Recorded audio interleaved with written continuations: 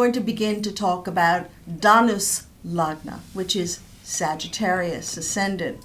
So Sagittarius Ascendant, or Dhanu Lagna, is ruled by Jupiter. And in Sanskrit, the word for Jupiter is guru. So we know that guru means teacher, and that is very big significator. As we know that guru means teacher, so this is very significant in terms of the symbolism of what Guru Lagna or Dhanu Lagna means. So Jupiter, what do they look like, Sagittarius rising? They tend to be tall.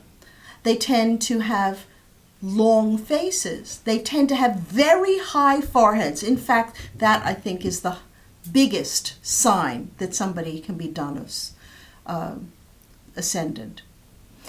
They also can be very generously proportioned, long limbs, long fingers, and they can either be very thin or quite big. So think expansion. That's what Jupiter is about as an energy. Now, guru. So Sagittarius is all about the guru. It's all about teaching. It's all about spirituality. It's all about purity. It's also about communication of the spiritual, of the highest spiritual knowledge, and hence it also rules publishing, which is a form of communication for the masses. It's spirituality or knowledge for all. Good.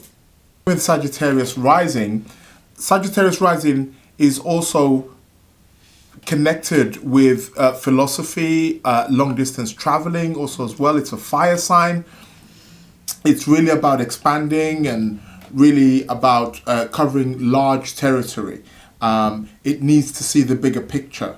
So Jupiter becomes a very, very strong planet for those people who are Sagittarius rising. So Jupiter becomes very strong as the Lagna Lord.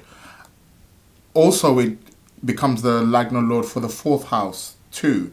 So this becomes a very good place for Jupiter. It makes Jupiter very, very strong. It's very auspicious for those people who are Sagittarius rising.